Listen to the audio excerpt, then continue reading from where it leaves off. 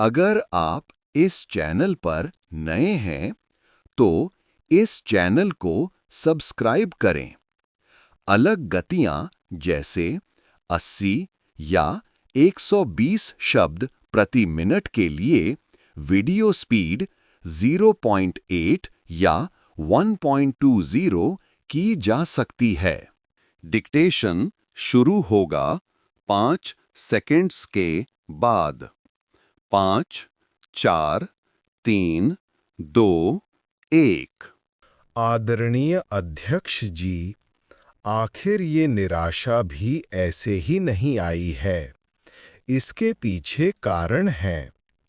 एक तो जनता का हुक्म, बार बार हुक्म, लेकिन साथ साथ इस निराशा के पीछे जो अंतर मन में पड़ी हुई चीज है, जो चैन से सोने नहीं देती, वो क्या है?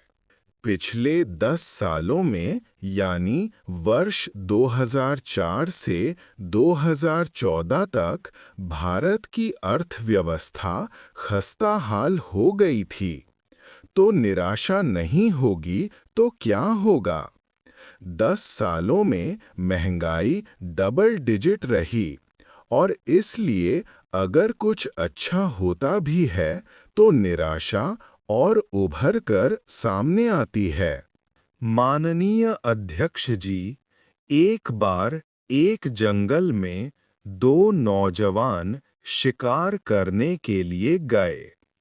वे अपनी बंदूक गाड़ी में रखकर नीचे टहलने लगे। उन्होंने सोचा, अभी आगे चलना है तो थोड़ा हाथ पैर ठीक कर लें। वे बाघ का शिकार करने गए थे। उन्होंने सोचा, आगे जाएंगे तो बाघ मिलेगा, लेकिन जहां उतरे थे वहीं बाघ दिखाई दे गया। उनकी बंदूक गाड़ी में ही पड़ी थी। जब बाघ दिखा तो क्या करें? तब उन्होंने लाइसेंस दिखाया। मेरे पास बंदूक का लाइसेंस है। इन्होंने भी बेरोजगारी दूर करने के नाम पर एक कानून दिखाया था कि देखो, कानून बना दिया है। इन्होंने अपने तरीके से पल्ला झाड़ लिया। वर्ष 2004 से 2014 तक का समय आज़ादी के इतिहास में सबसे ज़्यादा घोटालों का दशक रहा है। यूपीए के वे 10 साल, कश्मीर से कन्याकुमारी तक, भारत के हर कोने में आतंकवादी हमलों का सिलसिला चलता रहा। हर नागरिक असुरक्षित था। चारों तरफ यही सूचना रहती थी कि किसी अनजानी चीज को हाथ मत लगाना, अनजानी चीज से दूर रहना, वही खबरें रहती थीं। 10 सालों तक जम्मू कश्मीर से लेकर नॉर्थ ईस्ट तक हिंसा ही हिंसा थी। देश उसका शिकार हो गया था। उन 10 सालों में भारत की आवाज ग्लोबल प्लेटफॉर्म पर इतनी कमजोर थी कि दुनिया सुनने तक को तैयार नहीं थी।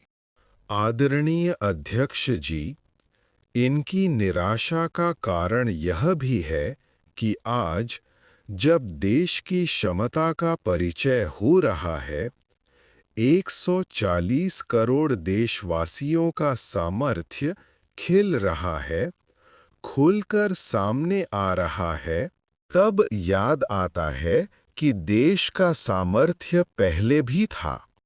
लेकिन वर्ष 2004 से 2014 तक इन्होंने वह अवसर गंवा दिया। आज यूपीए की पहचान हर मौके को मुसीबत में पलटने वाली बन गई है। इन्होंने हर मौके को मुसीबत में बदल दिया। जब टेक्नोलॉजी, इंफॉर्मेशन का युग बड़ी तेजी से बढ़ रहा था, उछल रहा था। उसी समय ये कैश फॉर वोट में फंसे रहे। मौका था आगे बढ़ने का, पर ये विवादों में उलझे रहे। आदरणीय अध्यक्ष जी, वर्ष 2010 में कॉमनवेल्थ गेम्स हुए।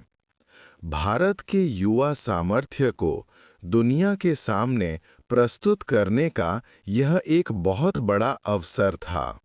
लेकिन फिर वही मौका मुसीबत में बदल गया और CWG घोटाले में पूरा देश दुनिया में बदनाम हो गया।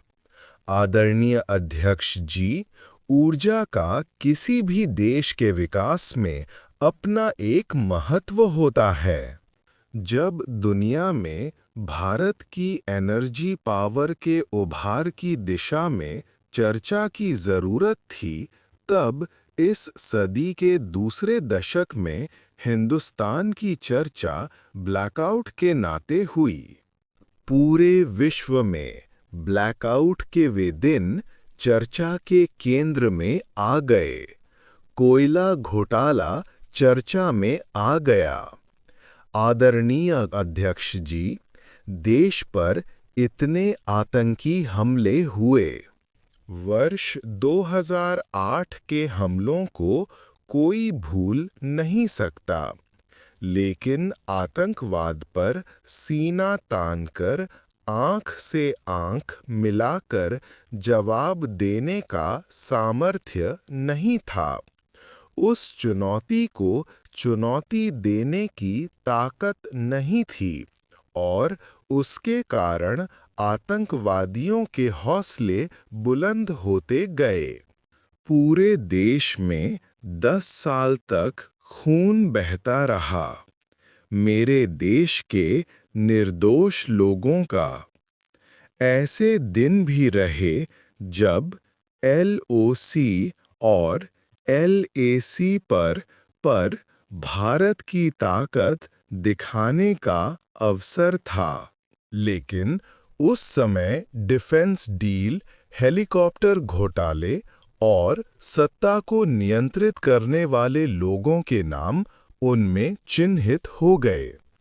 आदरणीय अध्यक्ष जी, जब देश के लिए मजबूत नेतृत्व की जरूरत थी, तब निराशा के मूल में यही चीजें थीं। आज सब कुछ खुलकर सामने आ रहा है। हिंदुस्तान हर पल याद रखेगा कि वर्ष 2014 से पहले का दशक द लॉस्ट डेकेड के रूप में जाना जाएगा। और इस बात से कोई इनकार नहीं कर सकता कि 2030 का दशक इंडियाज़ डेकेड है।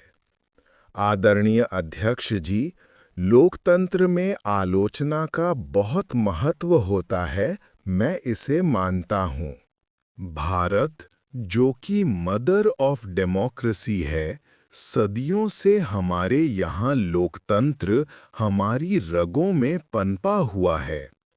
इसलिए मैं हमेशा मानता हूँ कि आलोचना लोकतंत्र की मजबूती के लिए, लोकतंत्र के संवर्धन के लिए, लोकतंत्र की स्पिरिट के लिए एक शुद्धि यज्ञ है।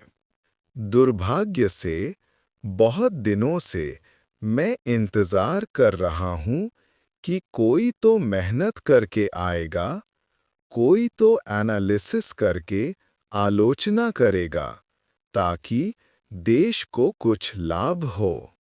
लेकिन 9 साल बीत गए, आलोचना नहीं हुई, सिर्फ आरोप लगे। सिवाय आरोपों और गाली-गलौज के कुछ नहीं किया गया।